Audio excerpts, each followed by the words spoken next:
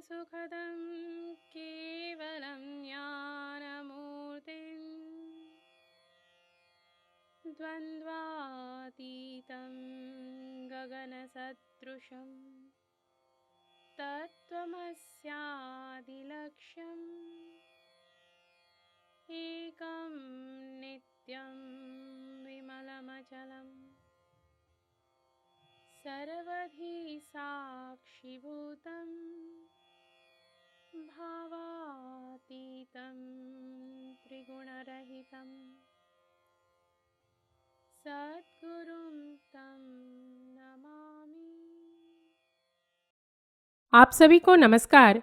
आज के इस सत्संग में मैं तनुजा ठाकुर आपका हार्दिक स्वागत करती हूँ। वैदिक उपासना पीठ के प्रेरणा स्रोत एवं हमारे श्री गुरु परम पूज्य डॉक्टर जयंत बाळाजी आठवले के चरणों में वंदन कर आज का सत्संग आरंभ करती हूँ। आज का विषय है पितरों के छायाचित्र घर में क्यों नहीं रखने चाहिए। जर्मनी के श्री नीरज वर्मा ने पितरों के छायाचित्र से संबंधित एक प्रश्न पूछा है। उनका प्रश्न इस प्रकार है, मैंने YouTube पर आपके प्रवचन में आपको यह बताते हुए सुना है कि मृत पूर्वजों के छायाचित्र घर में नहीं रखने चाहिए, परंतु मेरे पास मेरे स्वर्गवासी दादा दादी के छायाचित्र बैठक कक्ष में रखे हुए हैं। ऐसे में यदि उन्हें बैठक कक्ष से हटा दें तो उन्हें कहाँ रखें एवं उन छायाचित्रों का क्या करें। संस्कारहीनता के कारण आज अनेक लोग जीवित माता पिता की सेवा तो नहीं करते हैं, किंतु उनके देहांत के पश्चात उनके छायाचित्र अपने घर में सजाकर रख देते हैं। इतना ही नहीं, कुछ तो उन्हें पूजा घर में स्थान दे देते हैं और उनकी देवी देवताओं समान पूजा भी करना आरंभ कर देते हैं। यह सब करना अनुचित क्यों है एवं उनके छायाचित्र का क्या करना चाहिए, इस विषय पर प्रकाश डालने हेतु आज शंका समाधान अंतर्गत यह प्रश्न ले रही हूँ। श्री नीरज वर्मा के इस प्रश्न का उत्तर इस प्रकार है। आपके बैठक कक्ष में रखे पितरों के छायाचित्र का सर्वोत्तम उपाय यह होगा कि उन्हें स्कैन कर अपने संगणक अर्थात कंप्यूटर में संरक्षित कर रख लें एवं उनके छायाचित्र को स्वच्छ एवं बहते जल में विसर्जित कर दें। यदि आपको कभी उनके छायाचित्र को देखने की इच्छा हुई तो संगणक में संरक्षित प्रति को आप देख सकते हैं या अपनी अगली पीढ़ी को भी दिखा सकते हैं। यदि आपकी मानसिक सिद्धता इतनी नहीं है कि उनके छायाचित्रों को जल में विसर्जित कर सकें, तो आप उनके छायाचित्रों को एक श्वेत वस्त्र में लपेटकर उनके पीछे दत्तात्रेय देवता या भगवान शिव का छायाचित्र चिपकाकर कपाटिका अर्थात अलमारी में रख दें। उन्हें श्राद्ध वाले दिन निकाल सकते हैं एवं उनके ऊपर माला इत्यादि चढ़ा सकते हैं, किंतु श्राद्ध कर्म होने के पश्चात पुनः तुरंत छायाचित्रों को लपेटकर कपाटिका में रख दें। पितरों के छायाचित्र घर में क्यों नहीं रखने चाहिए, इसका शास्त्र जान लेते हैं। किसी भी छायाचित्र अर्थात रूप के साथ उससे संबंधित शब्द, स्पर्श, गंध, रस और शक्ति सहवर्ती होती हैं, और यदि पूर्वज को गति नहीं मिली हो तो उस छायाचित्र से निकलने वाली काली शक्ति घर में प्रक्षेपित होने लगती है। ऐसे में थोड़े समय में घर के स्पंदनों में नकारात्मक परिवर्तन आने लगते हैं। फलस्वरूप घर में अनेक प्रकार के कष्ट आरंभ हो जाते हैं। अतः हमें मृत पूर्वजों के छायाचित्र घर में, कार्यालय में, पूजा घर में या अपने व्यापारिक प्रतिष्ठान में नहीं लगाने चाहिए। वहीं जीवन मुक्त संतों के छायाचित्र हम लगा सकते हैं।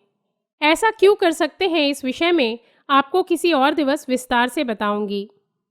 मात्र खरे संत जिन्हें सूक्ष्म संबंधी ज्ञान पर प्रभुत्व होता है, वे ही बता सकते हैं कि किस पूर्वज को गति मिली है और किसे नहीं, और खरे संत आज विरले ही मिलते हैं। अतः हिंदू धर्म में पूर्व काल से ही पितरों के छायाचित्र नहीं रखने का शास्त्रीय विधान है।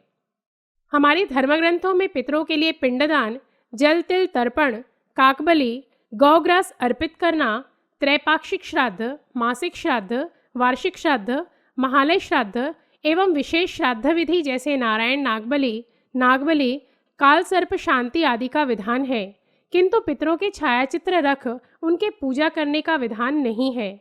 यह सत्य है कि महलों में राजाओं के तैल चित्र लगाए जाते थे और राजा को मृत्यु उपरांत गति न मिलने पर पूरे दुर्ग अर्थात किले को खंडहर होने में देर नहीं लगती थी। इस बात का ध्यान रखें। और यदि आपको मेरी बातों पर विश्वास ना हो और आपकी सूक्ष्म इंद्रियां जागृत हो तो किसी पुराने महल या किले का सूक्ष्म परीक्षण करें और मेरे तथ्य की प्रचीति लें।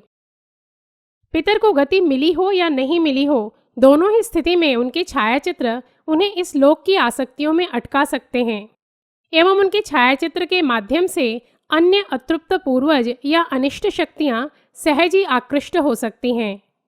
अतः देवी देवताओं एवं संतों के छायाचित्र रखने का सनातन धर्म में विधान है, किंतु पितरों के छायाचित्र रखने का विधान नहीं है।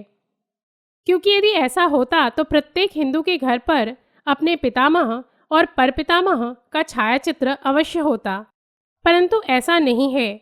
वस्तुतः यह शास्त्र विरुद्ध कुप्रथा पाश्चात्य देशों से फोटोग्राफी के आने के पश्चात प्रचलित हो गई। यदि आप अपने पितरों का छायाचित्र रखना ही चाहते हैं तो उसे अपनी दृष्टि के सामने ना रखें, अपितु उसे एक कपाटिका या अलमारी में रखें। अंग्रेजी में एक कहावत है, out of sight out of mind, अर्थात दृष्टि से अपने पितरों के छायाचित्र दूर रखने से उनका स्मरण भी न्यून होगा। इससे उस लिंगदेह को आगे की यात्रा करना सरल होगा।